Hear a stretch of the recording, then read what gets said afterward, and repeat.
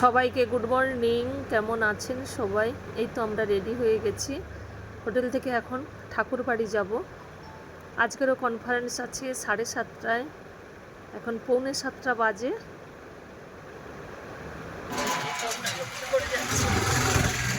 আজকের কিন্তু মেঘলা ওয়েদার, সকালের দিকে দেখছি মেঘলা ওয়েদার, আবার বেলার দিকে কি হয়।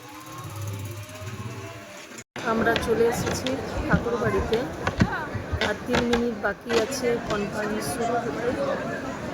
সব দাদা মায়েরা আসতে শুরু করেছেন একে একে।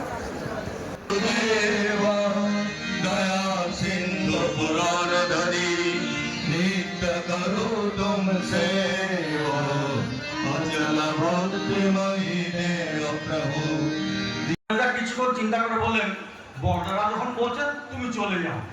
বাহ।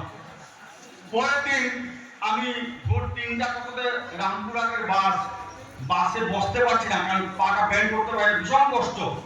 পৌঁছালাম রামপুরহাট, সেখান থেকে কাঞ্চনজঙ্ঘা ট্রেন ধরে গুয়াহাটি পৌঁছালাম।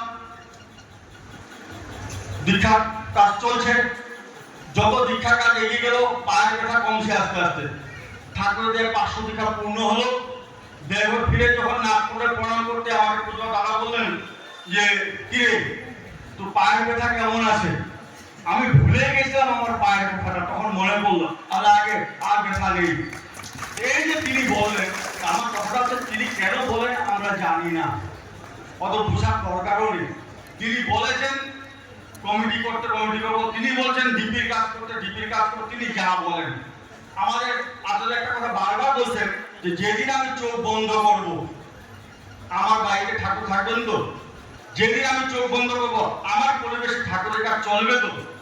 তাহলে আমি যদি নতুন যারা তাদেরকে সুযোগ না দেই, একটা বাচ্চা জলে সাঁতার কাটতে শেখাতে গেলে যে ডুবে মরে যাবে এই ভয় যদি আমি পাই, তো সে তো জীবনে সাঁতার শিখতেই পারবে না।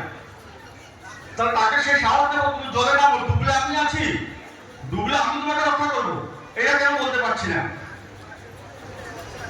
এটা বোঝার বিষয় যে তিনি যখন চাইছেন আমাদেরকে তাই করতে হবে, চেষ্টা করবো। আর এইটাই আমাদের এখন চেষ্টা হওয়া উচিত, এইটাই আমাদের আগামী কর্ম। শুভ কাকা 2 বছর আগে বা 1 বছর আগে কনফারেন্সে বলেছিলেন যে দীক্ষা না দিলে দীক্ষাপত্রের কাজ কি করে হতো। তো দীক্ষা নেওয়াটা আমাদের প্রত্যেক কর্মীর কাছে আবশ্যক। আমি বেশি দীক্ষা দিতে চাই না, আমি সবসময় গা বাঁচিয়ে চলি, কিন্তু আগের বার আমি দেখলাম যে দীক্ষার সংখ্যা কমে যাচ্ছে। তাই আমি যাদেরকে পেরেছিলাম সব দিক দেবতাদের কাছে অনুরোধ করেছিলাম যে সবাই দীক্ষা দেবেন। কিছুজন এসে জানিয়েছেন আমাকে যে 100টা দিয়েছি 200টা দিয়েছি। আমি নিজের মুখ বাঁচাবো বলে আমিও 400টা দীক্ষা দিয়ে ফেলেছি। জয় গুরু। গুরু মানে যদি সৎ হয়, সৎ মানে গুরু। কেননা এইটা হচ্ছে প্ল্যানিং, এইটা হচ্ছে সেই গল্পটা, যে গল্পটাকে আধার করে আমি সত্যকে বাস্তবায়িত করি। সত্য বাস্তবায়িত, সত্য মানেই বাস্তবায়ন, আমার অস্তিত্ব দিয়ে বাস্তবায়ন। কি বলছেন ঠাকুর? আমার যেখানে অস্তিত্ব আছে, যেখানে বিকাশ আছে, সেটাই সত্য। সৎ কি বলছে? যে যার মন সৎ বা এক আসক্তিতে পূর্ণ, মানে একটাই ঝোঁকে পূর্ণ, নানা রকম মাথার মধ্যে প্ল্যান নেই। তাহলে ঘর সংসার করছি, আমার একটাই ঝোঁক, ঠাকুর ঝোঁক। এই ঘর সংসারটা তোমার জন্য, এই ঘর বাড়ি পরিবার সব কিছু তোমার জন্য। আমি চাকরি বাকরি করছি, ইনকাম করছি, আমার পরিবারটাকে সুখে শান্তিতে রাখবো, আর যাতে তারা সুখে শান্তিতে থাকলে আমার মনের উপরে বেশি চাপ না দেয়, একটু আমার মানসিকভাবে তাদের থেকে আমি মুক্তি পেয়ে ঠাকুরের কাজ করতে পারি, তার ব্যবস্থার জন্য আমি চাকরি করছি, আমি ব্যবসা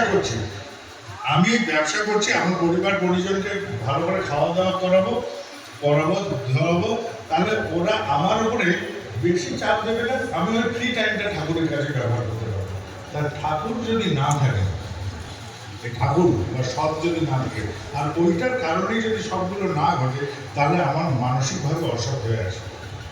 আর মানসিকভাবে যদি অসৎ হয়, কোনোদিনও আমার মধ্যে দিয়ে সৎ উদ্ভাসিত হবে না, কোনোদিনও না, कभी नहीं हो सकता। मेरा मन वो एकाएक धारणा में जाना पड़ेगा कि हम जो भी काम कर रहे हैं आपके আমি ভুঁড়ি বেড়ে গেছে, ভুঁড়ি কমাবো, আমার শরীর ঠিক রাখার জন্য না, আমি শরীরটা ঠিক রাখছি তোমার কাজ করবো বলে, তবে ভুঁড়ি কমিয়ে লাভ আছে।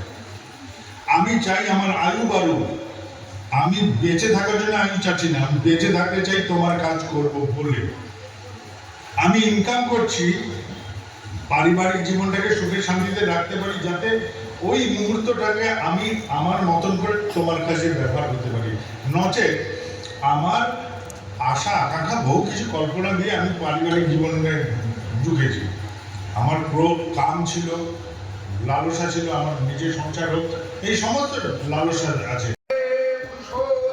বন্দে পুরুষোত্তম পরম প্রেমময় শ্রী শ্রী ঠাকুর অনুকূলচন্দ্র জি কি, পরম প্রেমময় শ্রী শ্রী ঠাকুর অনুকূলচন্দ্র জি কি, পরম প্রেমময় শ্রী শ্রী ঠাকুর অনুকূলচন্দ্র জি কি, পরমারাধ্যা জগৎ জননী শ্রী শ্রী বর্মা কি, পরমারাধ্যা জগৎ জননী শ্রী শ্রী বর্মা কি, পরমারাধ্যা জগৎ জননী শ্রী শ্রী বর্মা কি, পরম পূজ্যপাদ শ্রী শ্রী বরদা কি, পরম পূজ্যপাদ শ্রী শ্রী বরদা কি, পরম পূজ্যপাদ শ্রী শ্রী বরদা কি, পরম পূজ্যপাদ শ্রী শ্রী আচার্য দেব কি, পরম পূজ্যপাদ শ্রী শ্রী আচার্য দেব কি, পরম পূজ্যপাদ শ্রী শ্রী আচার্য দেব কি, সৎ সঙ্গ কি, সৎ সঙ্গ কি, সৎ সঙ্গ কি, বন্দে পুরুষোত্তমম,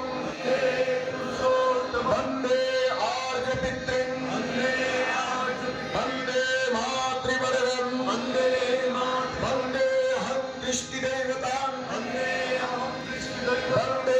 পুরুষোত্তমম, বন্দে পুরুষোত্তমম,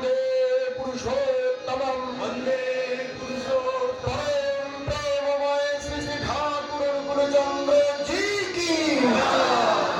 জয় গুরু। এই তো আনন্দবাজারে প্রসাদ দিতে চলে এসেছি। আজকের সাদা ভাত হয়েছে, ডাল হয়েছে, একটা পাতার সাথে তরকারি হয়েছে। তাহলে খাওয়া দাওয়া করি। ভিডিওটি আজ এ পর্যন্তই।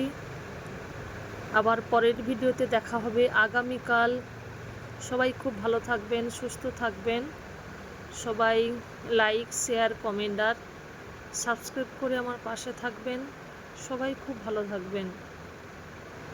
সবাইকে জয় গুরু।